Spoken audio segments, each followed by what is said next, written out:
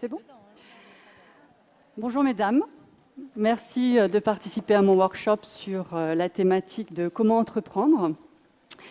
Donc mon atelier en fait va se décomposer de la manière suivante. Dans un premier temps, je vais me présenter brièvement. Nous allons voir ensuite pourquoi on entreprend.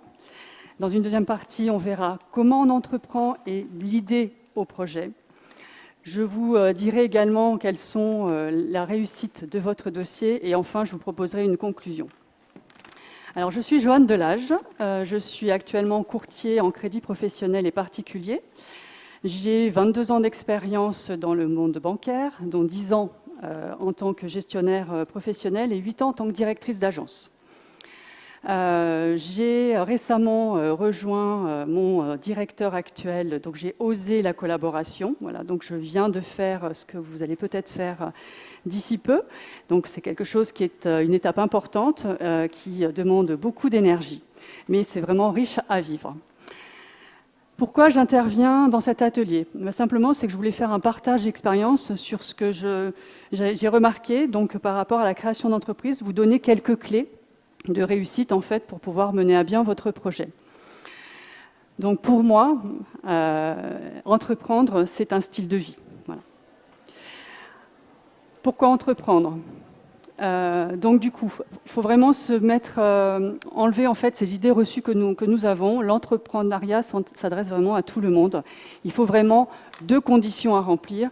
La première, c'est d'avoir vraiment une bonne raison de le faire et également d'être très motivé. Voilà. Donc les motivations, on va faire un point. Pourquoi? Simplement, première raison, c'est simplement on a envie de créer sa propre entreprise, de faire quelque chose qui est à soi. La deuxième motivation, c'est aussi de vouloir en faire gagner plus d'argent et donc pourquoi pas créer son activité à côté de du salariat que l'on a actuellement. C'est aussi vouloir être son propre chef. Voilà. Et enfin, c'est de reprendre une entreprise dans laquelle, en fait, vous avez été, soit vous avez fait votre apprentissage, soit vous avez fait des stages et ça vous a plu, c'est plutôt émotionnel et vous souhaitez reprendre cette entreprise. Donc là, si vous reconnaissez, en fait, dans ces motivations, donc l'entrepreneuriat, c'est fait pour vous, mais ça se prépare. Ensuite, comment on fait émerger une idée? Alors l'idée, pour moi, il y a trois possibilités. Soit l'idée, vous la prenez dans le métier que vous connaissez ou que vous avez connu, pour lequel vous avez une vraie expérience. Vous connaissez en fait les plus et les moins, vous savez les contourner. Et en fait, là, on part du postulat, on passe de employé à employeur. Ça, c'est la première idée. La deuxième, c'est on reste dans un monde marché qui est connu. Et en fait, on souhaite proposer un produit ou un service sur une offre en fait, qui montre une carence.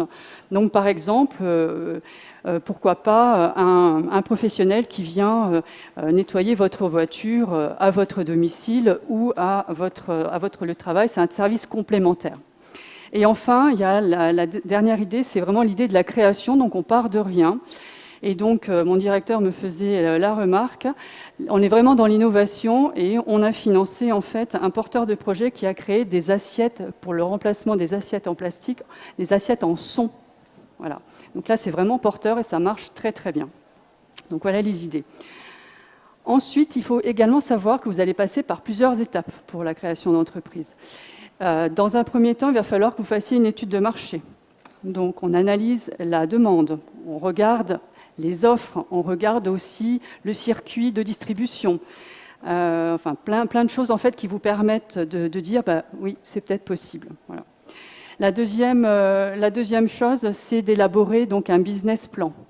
En fait, simplement, on met en face les montants financiers qu'il vous faut par rapport à votre projet, donc dans le cadre de l'achat de matériel, humain, que ce soit technique. Voilà. La troisième étape, c'est aussi le choix de votre structure. Donc, on peut s'installer en nom propre. Alors, c'est quelque chose qui est assez simple à mettre en œuvre, qui offre beaucoup de possibilités. Mais également, on peut s'installer en tant que société. C'est un petit peu plus laborieux à mettre en place, mais néanmoins, ça vous protège, notamment en cas de difficulté, ça protège votre patrimoine que vous avez. Voilà. Et enfin, la dernière étape, c'est de trouver un financement. Trouver la banque qui veut bien vous accompagner. Maintenant, entreprendre, donc on a l'idée, on a la motivation, on a l'idée et on veut faire ce projet-là. Donc on doit déjà se poser 3 questions. La première, c'est quel est mon objectif professionnel? Quel est mon objectif personnel? La deuxième question, c'est quelles sont mes compétences et quelle est mon expérience donc, dans ce que je veux entreprendre. Et la troisième question, c'est connaître vos contraintes. Alors ces contraintes, ça peut être technique, ça peut être un cadre légal. Voilà, il faut vraiment bien appréhender ça.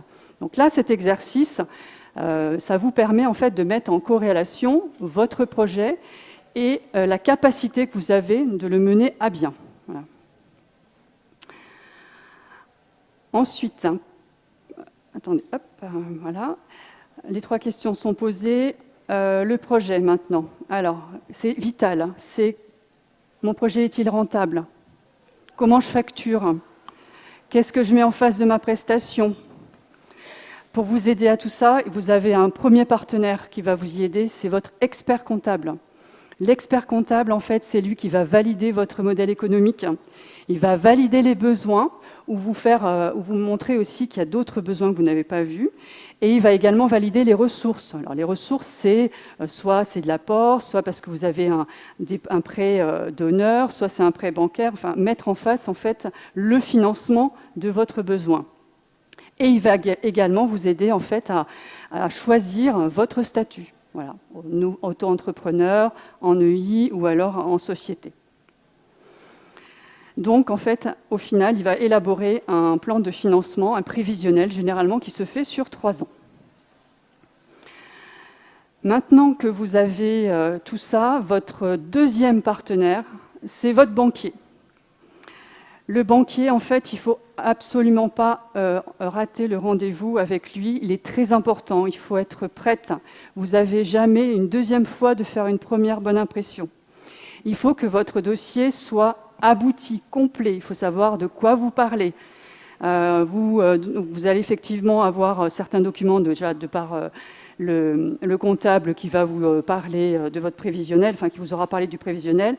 Mais aussi, ce qui est bien d'apporter, c'est votre CV. Et faire une lettre de motivation. Comme ça, vous donnez du sens à ce que vous allez faire. Vous mettez en corrélation votre expérience avec votre projet ou vos formations avec votre projet. Voilà, c'est vraiment très, très important. Ça, il faut en fait que dans cette lettre de motivation, vous donnez envie à votre banquier de vous accompagner. Voilà. La deuxième chose que va vous demander votre banquier, c'est d'être gestionnaire. Donc oui, mesdames, il faut savoir parler d'argent. Voilà. Il faut savoir comment est fabriqué votre chiffre d'affaires. Quel est le panier moyen de ma prestation? Sur combien de temps? Qu'est-ce qu'il faut que je fasse au minimum pour pouvoir me tirer un salaire? Voilà. Ça, c'est vraiment important d'être gestionnaire. C'est ce qu'on attend de vous également. Ensuite, après, la solution qu'on peut vous proposer, c'est le courtage. Le courtage en crédit, simplement parce qu'en fait, on vous accompagne de l'idée jusqu'à la concrétisation de votre projet et la mise en œuvre de la solution financière. En fait, on a à la fois un langage, et on maîtrise le langage du porteur de projet, on maîtrise également le langage du comptable et le langage de la banque. Voilà. Donc vraiment, n'hésitez pas. Je pense que là, je vous ai donné quelques clés en fait pour bien présenter votre projet au niveau des partenaires.